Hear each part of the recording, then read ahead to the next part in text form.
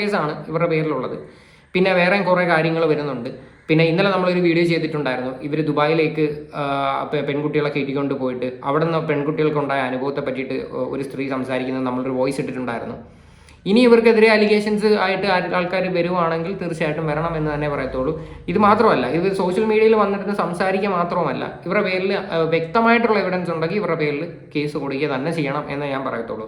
കാര്യം നിങ്ങളൊന്ന് ആലോചിച്ച് നോക്കുക, ഇത്രയും പ്രശ്നങ്ങൾ മുകേഷിന്റെ പേരിൽ കൊണ്ടുവന്ന് കംപ്ലൈന്റ് കൊടുത്തിട്ടൊന്നും ആയില്ല. അതിനുശേഷം ഇവർ നാട്ടിലുള്ള എല്ലാവരെ പറ്റിയും വിളിച്ച് പറഞ്ഞു.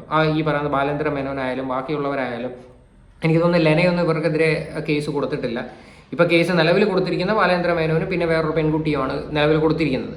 പക്ഷേ ബാക്കിയുള്ള ആൾക്കാരും കൂടി കൊടുത്തു കഴിഞ്ഞാൽ ഇത്രയും കൂടെ കേസ് സ്ട്രോങ് ആവും. അതായിരിക്കും ഇത്രയും കൂടെ നല്ലത്. കാര്യം ഇവർ ഈ കാണിക്കുന്ന പ്രവൃത്തികളോട് ഒരിക്കലും നമുക്ക് യോജിക്കാൻ പറ്റുന്നില്ല. കനകലത്തെ പറ്റിയിട്ടൊക്കെ മരിച്ചുപോയ കനകലത്തെ പറ്റിയിട്ട് അവർ പറഞ്ഞിട്ടില്ലേ, ചുമ്മാ അതല്ല കിടന്ന കിടപ്പിൽ മരിച്ചുപോയത്. അങ്ങനെയൊക്കെയാണ് അവർ സംസാരിക്കുന്നത്. അത്രയും ക്രൂവലായിട്ടാണ് അവർ ഓരോ വ്യക്തികളെ കാണുന്നത്. മരിച്ചുപോയവരെ പറ്റിയിട്ട് വരെ വന്നിരുന്നിട്ട് ഡയലോഗ് അടിക്കുവാണ്. ഒന്ന് ആലോചിച്ച് നോക്കി. ഇടയ്ക്ക് വെച്ചിട്ട് മാമുക്കയെ പറ്റിയിട്ട് ഇതുപോലെ ഒരു സ്റ്റേറ്റ്മെന്റ് പറഞ്ഞിട്ടുണ്ടായിരുന്നു. മാമുക്കയുടെ മകൻ കൊണ്ടുവന്ന കേസും കൊടുത്തിട്ടുണ്ടായിരുന്നു. എന്തായാലും ഈ ഒരു വിഷയം എന്തായാലും ഇവിടെ കൊണ്ടുവന്ന് തീർക്കാനായിട്ട് ഇവർക്ക് താല്പര്യമില്ല. ഇവർക്ക് ലിറ്ററലി വേണ്ടത് പബ്ലിസിറ്റിയാണ്. നെഗറ്റീവ് ഓർ പോസിറ്റീവ് എന്ത് തന്നെ ആയിക്കഴിഞ്ഞാലും പബ്ലിസിറ്റിയാണ് സോഷ്യൽ മീഡിയയിൽ, അല്ലേ?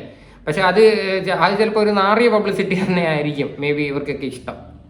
അല്ലാതെ ഇങ്ങനെ തന്നെ വീണ്ടും ഇങ്ങനെ കടിച്ചു തൂങ്ങേണ്ട കാര്യം എന്തോ ഈ വിഷയത്തിലൊക്കെ. അല്ലെങ്കിൽ നോർമലി നമ്മൾ ഒരു വട്ടം പറഞ്ഞു കഴിഞ്ഞിട്ട് വിട്ടു. പിന്നെയും ഇത് വന്നിരുന്നിട്ട് അങ്ങോട്ട് പറഞ്ഞു ഇങ്ങോട്ട് പറഞ്ഞു. ഇവർ ഡേ ബൈ ഡേ ഓരോ ആൾക്കാരെ പറ്റിയിട്ട് ഇങ്ങനെ പറഞ്ഞുകൊണ്ടിരിക്കുകയാണ്. അതിനകത്തൊക്കെ എന്ത് ജെന്യൂനിറ്റിയാണുള്ളത്? എന്തായാലും ഓപ്പോസിറ്റ് സംസാരിക്കുന്ന ആ ഒരു സ്ത്രീ കുറേ കാര്യങ്ങൾ പറയുന്നുണ്ട് ബാലേന്ദ്ര മേനോനെ പറ്റിയിട്ട്. അപ്പം ബാലേന്ദ്ര മേനോനെ പറ്റിയിട്ട് ഇപ്പോൾ ഏകദേശം എനിക്ക് തോന്നുന്നു രണ്ടാമത്തെ ഒരു അലിഗേഷൻ ആയിട്ട് വരും ഈ ഒരു വിഷയം. എന്തായാലും സത്യങ്ങൾ വല്ലതും ഉണ്ടെങ്കിൽ തെളിയട്ടെ. ബാലേന്ദ്ര മേനോൻ ഇങ്ങനെയൊക്കെയുള്ള പ്രവൃത്തികൾ കാണിച്ചിട്ടുണ്ടെങ്കിൽ തീർച്ചയായിട്ടും അയാൾ ശിക്ഷിക്കപ്പെടണമെന്ന് ഞാൻ പറയത്തുള്ളൂ.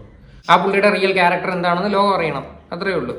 അപ്പോൾ എന്തായാലും ഇതിനെക്കുറിച്ചിട്ടുള്ള നിങ്ങളുടെ എല്ലാവരുടെയും അഭിപ്രായങ്ങൾ എന്താണെന്ന് വെച്ചാൽ തീർച്ചയായിട്ടും കമൻറ്റ് ചെയ്യുക.